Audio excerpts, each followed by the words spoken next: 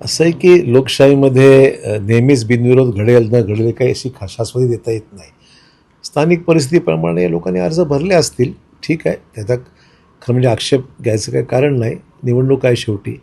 परंतु सुनेत्राताई पवार यांचा विजय निश्चित आहे आणि त्यामुळे तसं काही अडचणीचा विषय नाही आहे. सुप्रिया सुळे असं म्हणत आहेत की वहिनीने जर फोन लावला तर मी त्यांच्या नक्की प्रचाराला जाईल. हा त्यांचा अंतर्गत विषय आहे. त्यांनी कोणाला बोलवावं न बोलवावं, पुढे जावं न जावं, हा विषय त्यांचा अंतर्गत विषय असल्यामुळे आणि त्यांचे पक्ष वेगळेच आहेत ना. शेवटी सुप्रिया सुळे पवारसाहेबांच्या राष्ट्रवादी काँग्रेसमध्ये आहे आणि तो पक्ष हा एन डी एचा घटक नाही आहे. एन डी एच्या विरोध म्हणजे एन डी एचा भाग आहे तो. एन डी एचा भाग सुप्रिया सुळे ज्या पक्षात आहेत तो काही एन डी एचा घटक नाही आहे. सुप्रिया सुळे ह्या इंडिया ब्लॉकच्या जो पक्ष आहे त्या पक्षाच्या सदस्य आहेत. काँग्रेस, उबाटा आणि पवारसाहेबांची जी पक्ष आहे आणि काँग्रेस हे सर्व एकत्र आहेत. त्यामुळे सुप्रिया सुळे तिकडे जायचा प्रश्न येतो की न येतो याचा निर्णय त्यांनी घ्यायचा आहे. अंदाज समितीचं खूप प्रेम दिसत आहे भोकर मतदारसंघावर. तिन्ही दिवस जो आहे तो भोकरलाच त्यांनी दौरा केलेला आहे. आनंदाची बाब आहे. माझं तर म्हणणं एवढंच आहे की या समितीचा निष्कर्ष लोकांसमोर यावा आणि निष्कर्षामध्ये जिकडे अनियमितता असेल त्याची कारवाई झाली पाहिजे या मताचा मी आहे.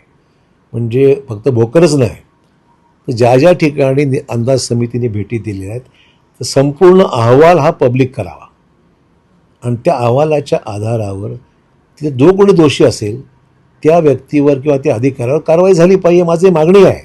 उलट म्हणजे मी काही वृत्तपत्रामध्ये बातम्या आहे की शेवट गोड झाला, तर मी गोड शेवटच्या फेवरमध्ये नाही आहे. आणि कारण इतर लोकांनी स्टेटमेंट वेगळ्या स्टेटमेंट दिल्यात. अंदाज समितीच्या एका सदस्याने स्टेटमेंट दिलेलं आहे की नांदेडचे लोकप्रतिनिधी या भ्रष्टाचाराच्या गंगेमध्ये वाहत आहेत किंवा असं काहीतरी स्टेटमेंट आहे. तर माझं म्हणणं की आम्ही या मताशी सहमत नाही आहोत. आमचं म्हणणं एवढंच आहे की या समितीचा अहवाल हा लोकांपर्यंत प्रदर्शित म्हणजे सिस्टमप्रमाणे तो सभागृहाला सादर करावा लागतो, पण तो अहवाल निश्चित आम्हाला सांगावा आणि ज्या अनियमितता घडल्या असतील त्या अनियमिततेबद्दल मी सुद्धा सखोल चौकशी करेन आणि त्याच्यामध्ये जे दोषी असतील त्याच्यावर कारवाई झाली पाहिजे या मताचा मी आहे. बरं साहेब, चांगलीच वसुली झाल्याचं बोललं जाते. एकेका विभागाला 5 कोटी ते 10 कोटी रुपये मला चर्चा सुरू आहे. चर्चा काय होते हा विषय नाही. अधिकृत काही गोष्टी मला माहीत नसल्यामुळे मी त्याच्यावर भाष्य करणार नाही.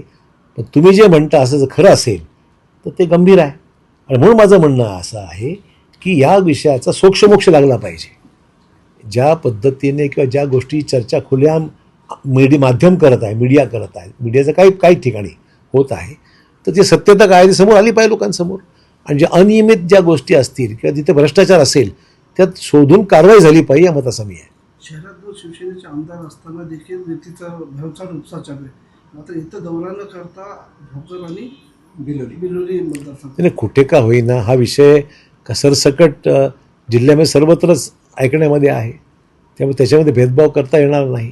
ज्या ज्या ठिकाणी हे घडत असेल, मतदारसंघाचा विषय नाही आहे, जिल्ह्याचा विषय आहे, ज्या ठिकाणी घडत असेल त्या ठिकाणी अशा पद्धतीच्या म्हणजे ज्या गोष्टी घडत आहेत त्यावर कारवाई झाली म्हणून अहवाल द्यावा त्यांनी.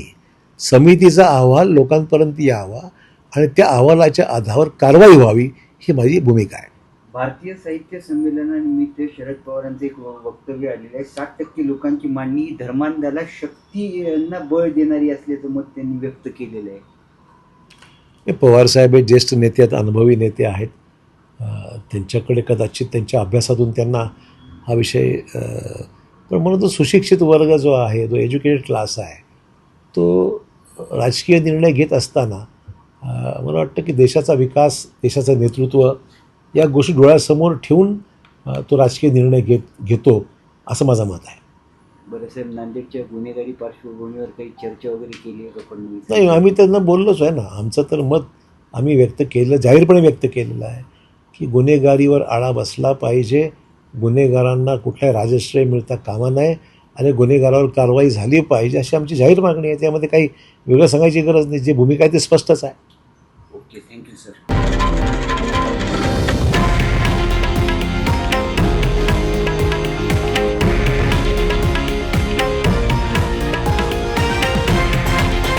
हे आहे देशातील नंबर 1 न्यूज नेटवर्क आणि आपण पाहत आहात TV9 मराठी, एकमेव.